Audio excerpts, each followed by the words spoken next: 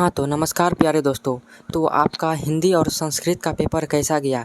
मेरे भाई मैं उम्मीद करता हूँ कि आपका हिंदी और संस्कृत का पेपर बहुत ही अच्छा गया होगा। तो मेरे भाई अब आपकी बारी आई साइंस और सोशल साइंस की, यानी 25 सितंबर को आपका साइंस और सोशल साइंस का एग्ज़ाम है मेरे भाई। तो मैं साइंस का 100% वायरल प्रश्न लाया हूँ जो आपके board exam half yearly exam में यहीं से क्वेश्चन रहेंगे, ठीक ना। तो चलिए वीडियो की शुरुआत करता हूँ। मेरे दोस्त मैं आपसे रिक्वेस्ट यही करता हूँ कि वीडियो को पूरा देख कर जाना, क्योंकि एक एक प्रश्न इंपॉर्टेंट है और 100% यहीं से प्रश्न आएंगे आपके फाइनल मतलब अर्धवार्षिक परीक्षा में, ठीक ना। तो कक्षा 10 अर्धवार्षिक परीक्षा 2025 में पढ़ रहा है या विज्ञान का पेपर है मेरे भाई, विषय कोड 112 सभी परीक्षार्थियों के लिए रहेगा, यानी सभी स्कूलों में पेपर समान आता है मेरे भाई, इसलिए सभी का क्वेश्चन भी समान रहेगा, ठीक ना। तो चलिए प्रश्नों को शुरुआत करते हैं। उससे पहले मैं आपसे एक छोटा सा रिक्वेस्ट करता हूं मेरे दोस्त कि अगर आप हमारे चैनल पे नए हो तो प्लीज़ मेरे भाई चैनल को सब्सक्राइब कर लेना और वीडियो अच्छा लगे तो उसे एक लाइक कर देना, ठीक है।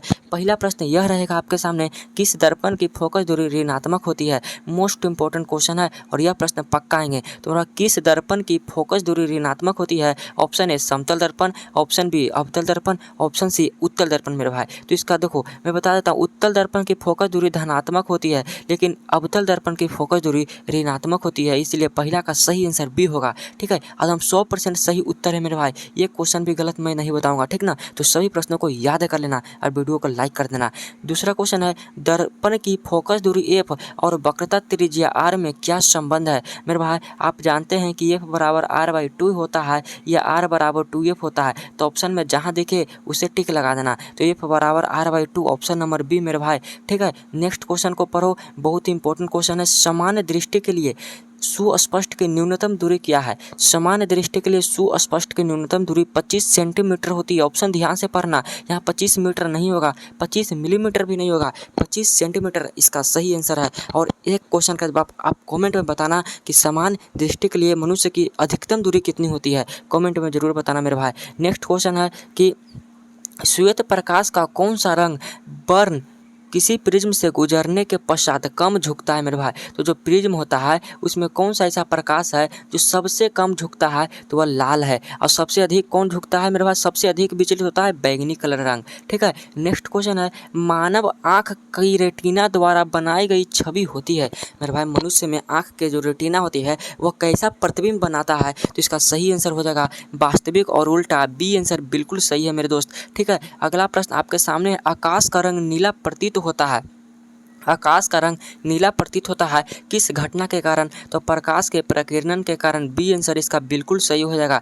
नेक्स्ट है, किस दर्पण से वस्तु का प्रतिबिंब बड़ा बनता है? तो मेरे भाई अवतल दर्पण में वस्तु का प्रतिबिंब बड़ा बनता है, बी आंसर इसका बिल्कुल सही हो जाएगा। अगला क्वेश्चन 8 नंबर है, निम्नलिखित में कौन सा लेंस निकट दृष्टि दोष को ठीक करने के लिए उपयोग किया जाता है? तो निकट कितने अक्षर का है? 3 अक्षर का, तो उपचार होगा 4 अक्षर वाले से, यानी अवतल लेंस इसका सही हो जाएगा, ठीक है। अगला क्वेश्चन है, निम्नलिखित में कौन उपकरण विद्युत धारा की उपस्थिति को दर्शाता है? तो गैल्वेनोमीटर, मोस्ट इंपॉर्टेंट क्वेश्चन है, यह प्रश्न पक्का आएंगे, ठीक है। अगला प्रश्न है, दाएं हाथ के अंगूठे के नियम को किसने प्रतिपादित किया था? तो मैक्सवेल ने मेरे भाई, डी आंसर इसका बिल्कुल सही हो जाएगा, ठीक है। विभवांतर का एसआई मात्रक होता है, विभवांतर का एसआई मात्रक वोल्ट होता है, ये आंसर बिल्कुल सही है। नेक्स्ट क्वेश्चन है 12 नंबर प्रश्न आपके सामने यहाँ पे है कि निम्नलिखित में किस संयोजन द्वारा प्रतिरोध का मान बढ़ता है? तो मेरे भाई प्रतिरोधों का मान बढ़ता है तो श्रेणी क्रम में, अगर घटने के लिए कहता है तो समानांतर क्रम हो जाता है, लेकिन यहाँ पे इसका सही आंसर हो जाएगा ए, श्रेणी क्रम में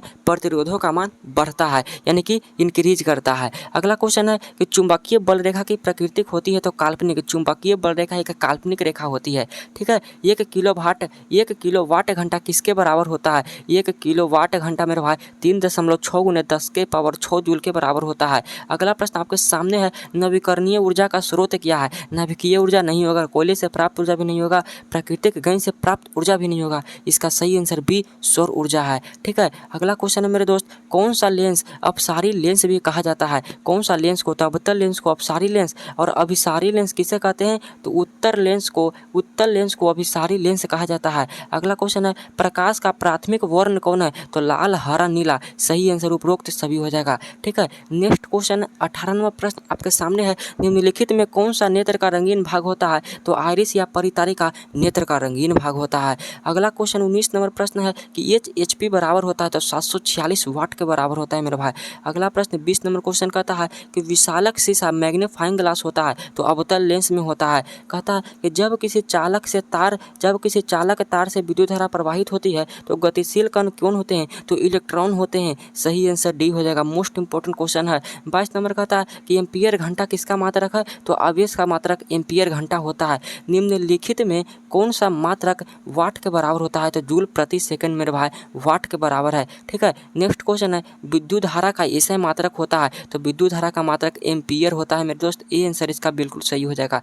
नेक्स्ट क्वेश्चन है शरीर में भोजन का पचना किस प्रकार की अभिक्रिया है तो उपचयन अभिक्रिया है। ये आंसर इसका बिल्कुल सही हो जाएगा। नेक्स्ट क्वेश्चन आपके सामने यहाँ पे क्या कर रहा है कि कली चूना पर जब जल डाला जाता है तब अभिक्रिया होती है तो मेरे भाई ऊष्माक्षेपी की अभिक्रिया होती है। इसका सही आंसर ए हो जाएगा। नेक्स्ट क्वेश्चन है निम्नलिखित में कौन सबसे अधिक अभिक्रियाशील है तो मेरा पारा चांदी और सोना नहीं होगा बल्कि कॉपर जो है सबसे अधिक अभिक्रियाशील तत्व है। ठीक है, चूना जल क्वेश्चन है चूना जल का रासायनिक सूत्र क्या होता है तो CaOH Hol2 या बुझा हुआ चूना इसी को बोलते हैं CaOH Hol2। नेक्स्ट क्वेश्चन है यदि कोई विलयन लाल लिटमस को नीला कर देता है तो उसका पीएच मान तो लाल को नीला करता है यानी वह क्षार है। ठीक है, अगर नीला को लाल कर देता तो वह अम्ल हो जाता तो उसका पीएच मान 7 से कम, लेकिन क्षार का पीएच मान 7 से ज़्यादा हो जाता है यानी 10 और 11 दोनों सही। डी आंसर इसका बिल्कुल सही हो जाएगा। कोई लिटमस लाल को नीला कर देता है, ये क्वेश्चन तो हो गया। नेक्स्ट क्वेश्चन 31 नंबर प्रश्न आपके सामने है मेरे दोस्त। एल्काइन में कार्बन के बीच कितने सह संयोजन बंध बनते हैं तो 3। एल्काइन में 3 बंध बनते हैं मेरे भाई। 32 नंबर प्रश्न आपके सामने है कि ग्लूकोज का आणविक सूत्र क्या है। यही सब प्रश्न आपके बोर्ड परीक्षा में हाफ ईयरली एग्जाम 25 सितंबर को रहेंगे ही रहेंगे। ठीक ना, तो ग्लूकोज का आणविक सूत्र C6H12O6 होता है। ठीक है, उच्च वसीय अम्लों की सोडियम लवण कहलाते हैं तो अपमार्जक साबुन कहलाते हैं। ये आंसर इसका बिल्कुल सही है। नेक्स्ट क्वेश्चन है मेरे दोस्त CHO अभिक्रियाशील मूलक को कहते हैं तो एल्डिहाइड। तो मेरे भाई मैंने 34 क्वेश्चन करा दिया। मैं गारंटी के साथ कहता हूँ कि 34 में 34 प्रश्न आपके सितंबर वाले अर्धवार्षिक परीक्षा में रहेंगे। ठीक है, तो सभी को याद कर लेना। और अगर आप सोशल साइंस का भी वायरल पेपर चाहते हैं तो चैनल को जरूर सब्सक्राइब कर लो। मिलते हैं इस तरह के अगले वीडियो में, तब तक के लिए मन लगा कर पढ़िए। जय हिंद, वंदे मातरम।